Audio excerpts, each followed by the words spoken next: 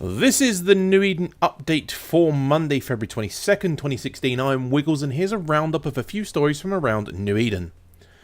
Today we start at the Matani.com with a post about FCON getting stomped in Venal. Quote, on February 19th at 2033 Eve time in the Venal system of 92D-OI, FCON forces found themselves trapped, fighting Pandemic Legion OSS and OSS. It says OSS twice there. Probably an edited article, right? The 31 Billionisk Engagement lasted just over 10 minutes and ended with FCON losing nearly the entire fleet. The OSS and out of sight fielded Hurricane fleet issues and Sleipnirs, while Pandemic Legion attacked with a Proteus doctrine. FCON travelled to aid the Imperium with a strategic operation formed in Auguran Navy issues and a Proteus fleet. Out of Sight and Pandemic Legion may have had perfectly timed everything. Whether you fight the same enemy fleets with the same FCs, it's not very hard to acquire a list of every player that could possibly fill the fleet command spot on the when the main FC goes down. Intel on enemy fleets is also very easy to come by. It was well known that the Imperium was forming for the strategic timer, and FCON had a few routes to take. These routes, of course, would be known by the locals, and it is entirely possible and that they timed the drop on FCON and performed their ambush perfectly. FCON lost a total of 27.7 Billionisk in the ambush, while OSS, and PL took just under 4 Billionisk in losses combined, mostly from the form of logistics and Hurricane variant ships. Next we go to Crossing Zebras for a post about the updated carrier system.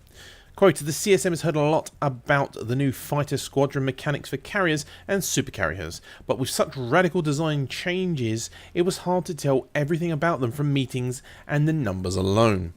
So during the summit, CCB spawned us into supercarriers for a live demonstration of the squadron system. We were fleeted up as a third party parked a few hundred kilometres outside a defending citadel and offended a mixed capital fleet. It is no secret that I haven't flown a capital ship before, but the intimidation was there. They're small compared to the depth of the fighter squadron system. Behind my Hell's modules, yes, behind, was a second set of controls that corresponded to my deployed fighter squadrons. A toggle let me switch between the Hell's controls and the fighter controls, though I was told this setup was for small monitors only, and that the fighter window would and hopefully be unpinnable, or a hotkey could be set for module swapping access. Each fighter squadron had 2 or 3 abilities: an auto-fire F1 attack, a defensive and evasive F2 movement, and a long cooldown low ammo F3 super attack that was differed by fighter type.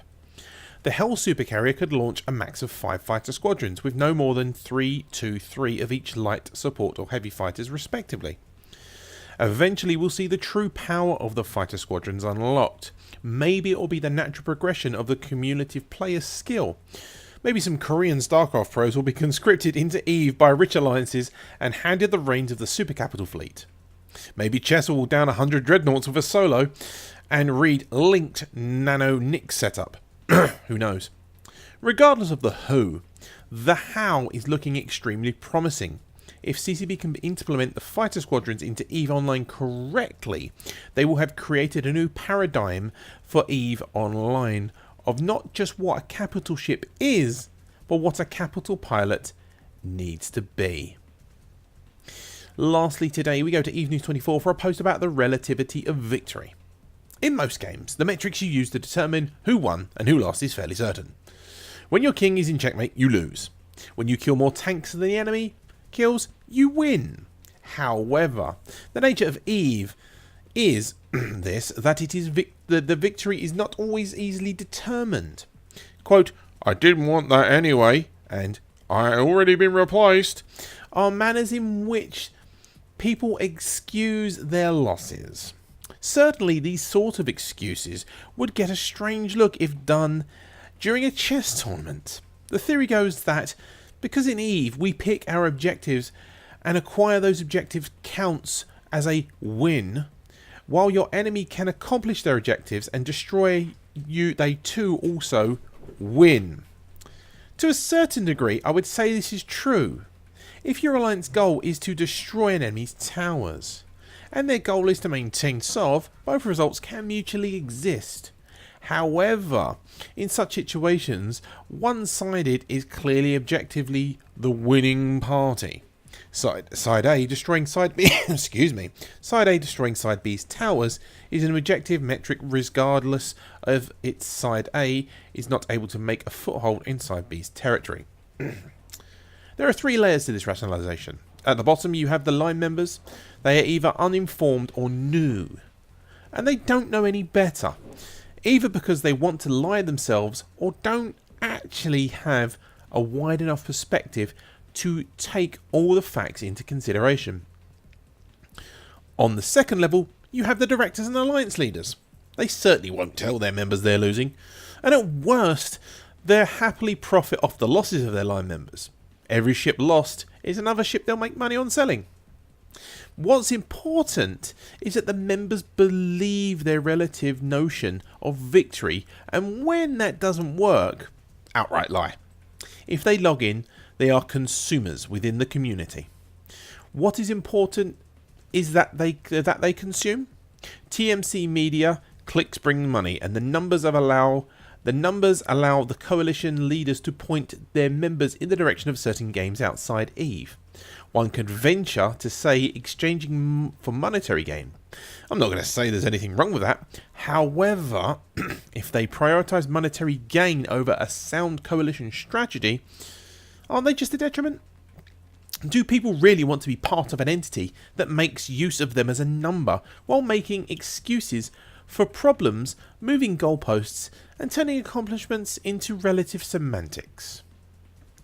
Elsewhere in EVE-related content, new blog posts are out today from Noisy Gamer, Talvor and Dex, and new podcasts are out from Podside, Hydrag, The Open Comms Show, and This Week in New England, with the return of Dirk McGurk by the way, and a whole host of new CSM 11 interviews.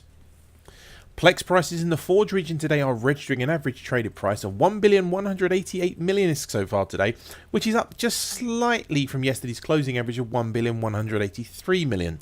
The top buy order right now in Jita is 1,184,000,000, and sell orders are starting at 1.2 billion flat.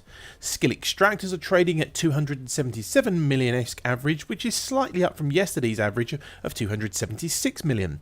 Buy orders for those are starting at 275 million, and sell orders are starting at 278. Skill injectors, however, are trading at 646 million, which is up from yesterday's average of 642 million. Buying is starting at 638 million for injectors and selling at 650. Thank you to the people who have chosen to support this show on Patreon and decided they'd get some value from it and wanted to give a little bit back. You can go to patreon.com/wiggles, that's patreon.com/wiggles, to find out about how to support this show. And I, as always, understand that not everyone can support monetarily, and I always ask that if you have the time, that you can tell your friends and your court mates and your alliance mates and the dog and the goldfish and the Chinese man who works at the Chinese store and cooks your Chinese dinner about the show, because it all helps out. You can find out all the ways to support at newedenupdate.com/support. And as you probably can tell, this show is now broadcast live on Twitch, and then we upload it to YouTube afterwards while we're recording it for the podcast. So please, if you do have any feedback, let us know how it's going in the show notes. This has been your New Eden update for Monday, February 22nd, 2016. Our email address is feedback@newedenupdate.com, and you can leave comments in the show blog at newedenupdate.com, or you can send us a tweet at newedenupdate. I also encourage you to check out all the headlines, podcasts, blog posts, banter, and other information, including some Reddit posts, yes, Reddit posts, on totaleve.com. We'll be back tomorrow. I'm Wiggles, and thank you for listening.